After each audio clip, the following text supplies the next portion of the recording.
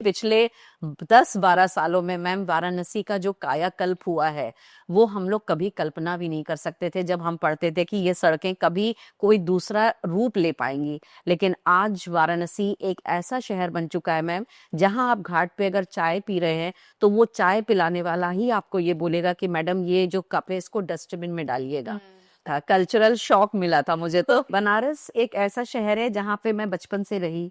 उस शहर की जो बोली थी, जो व्यवहार था लोगों का, वो एक ऐसा व्यवहार था कि अगर आपको, मान लीजिए मैं एक कॉलोनी में रह रही हूँ, तो अगर मेरे को बगल वाले अंकल आंटी ने भी डांट दिया तो उसमें मेरे मम्मी पापा उनकी बात को रिस्पेक्ट करते थे कि अगर उन्होंने बड़े होके मुझे, मेरी बेटी को कुछ कहा है तो वो शायद उसके भले के लिए कहा होगा और उस पे कोई आर्ग्यूमेंट या कोई ऑफेंस नहीं होता था। जब मैं दिल्ली में आई तो जो यहाँ की लैंग्वेज थी, जो लोगों का कम्युनिकेशन था आपस में, जो लोगों के रिलेशनशिप थे आपस में, वो मुझे बहुत ज्यादा आर्टिफिशियल लगे। बीएचयू मैम एक कैंपस नहीं है पढ़ाई के लिए, वो एक एक्सपीरियंस है। एक इंडिया का कल्चर और हेरिटेज वहां आपको जीता जागता दिखाई देगा। आर्ट डिपार्टमेंट में आप जाइए, म्यूजिक डिपार्टमेंट में आप जाइए, आप मेडिकल डिपार्टमेंट में जाइए, आप ह्यूमैनिटीज डिपार्टमेंट में जाइए, आप उसके लाइब्रेरी में मतलब देखिए, ये सारी चीजें देख के मैम आपको लगेगा कि ये एक ऐसी दुनिया है जिससे कि शायद करोड़ों लोग अभी भी अनजान हैं।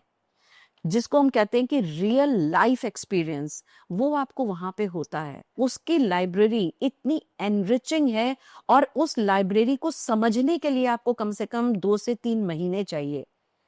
मैम आपने बनारस हिंदू यूनिवर्सिटी से पढ़ाई करी है, जी बहुत सारे बच्चों का एम होता है उसमें एडमिशन लेना और उसमें पढ़ाई करना। जी कैसा रहा था आपका एक्सपीरियंस वहाँ पे? मैम, ये तो मैं आपको सिर्फ ये बता पाऊंगी कि जब तक आप गंगा जी में डुबकी नहीं लगाओगे आपको नहीं एहसास होगा ना कि वो डुबकी लगाने का क्या आनंद है।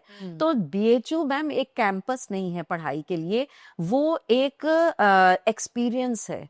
जब आप उस कैंपस के अंदर जाते हैं मैम, वहां पे आपको एक इंडिया का कल्चर और हेरिटेज वहां आपको जीता जागता दिखाई देगा।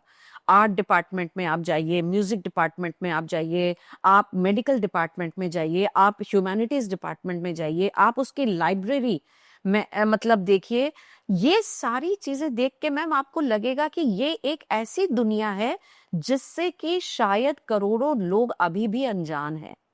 क्योंकि वो एक दुनिया ऐसी दुनिया है मैम जहां पे कि आपको, जिसको हम कहते हैं कि रियल लाइफ एक्सपीरियंस, वो आपको वहां पे होता है। क्योंकि आप लोगों को देखते हैं कि यंग लड़के लड़कियां हैं, उनको सिर्फ पेंटिंग नहीं बनानी है, उनको उस पेंटिंग में वो गंगा जी को लाइव करना है।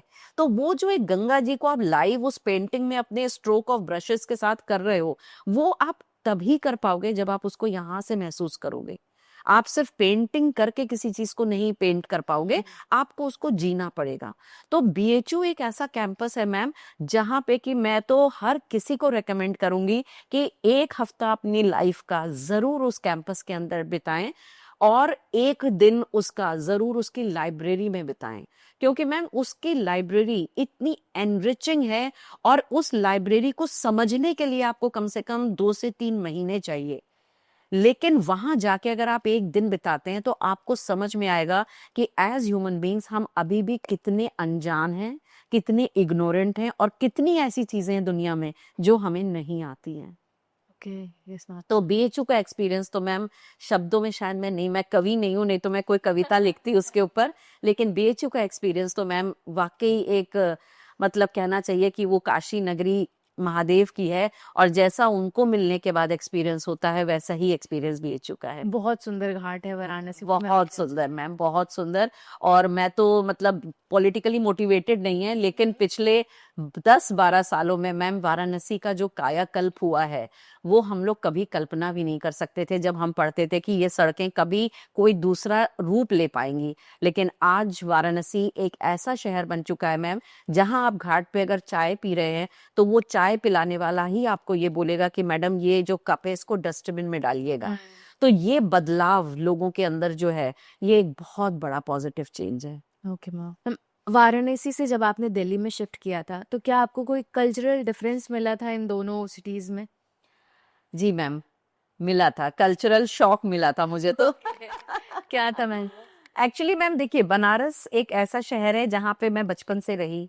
उस शहर की जो बोली थी, जो व्यवहार था लोगों का, वो एक ऐसा व्यवहार था कि अगर आपको, मान लीजिए मैं एक कॉलोनी में रह रही हूँ, तो अगर मेरे को बगल वाले अंकल आंटी ने भी डांट दिया, तो उसमें मेरे मम्मी पापा उनकी बात को रिस्पेक्ट करते थे कि अगर उन्होंने बड़े होके मुझे, मेरी बेटी को कुछ कहा है, तो वो शायद उसके भले के लिए कहा होगा, और उस पे कोई आर्ग्यूमेंट या कोई ऑफेंस नहीं होता था, कभी कोई नाराजगी नहीं होती थी। और हम लोग इक्वली जैसे अपने माता पिता को रिस्पेक्ट करते थे, रिगार्ड करते थे, वैसे ही हम कॉलोनी के जितने भी अंकल आंटी थे हम उन्हें करते थे।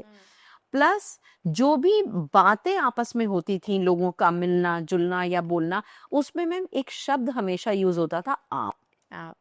तो वो जो एक कल्चर था मैम वहां पे, जब मैं दिल्ली में आई, ऐसा नहीं था कि मैं दिल्ली उससे पहले नहीं आई थी, मैं आई थी, लेकिन जब आप कहीं जगह, किसी जगह पे जब आप रहने लग जाते हैं, तो आपको और ज्यादा उसके बारे में पता लगता है। तो वो चीज जो थी, जब मैं यहाँ पे आई, तो जो यहाँ की लैंग्वेज थी, जो लोगों का कम्युनिकेशन था आपस में, जो लोगों के रिलेशनशिप थे आपस में, वो मुझे बहुत ज्यादा आर्टिफिशियल लगे, और बहुत ज्यादा मुझे वो ऐसे लगे कि जिसमें एक अपनापन नहीं झलक रहा है, और एक बहुत मतलब जिसको कहना चाहिए रूडनेस की एक मुझे झलक लगती थी, जो मुझे शुरुआती दिनों में समझने में और एडजस्ट करने में मुझे समय लगा। लेकिन फिर मुझे ये बात भी समझनी पड़ी बाद में कि हर जगह का एक अपना, जैसे पहनावा है, अपने जगह का खान पान है, वैसे ही वहाँ के लोगों का स्वभाव और व्यवहार भी है। Yes ma'am. Thank you thank you so much हमारे शो में आने के लिए। Thank you so much, thank you, really enjoyed.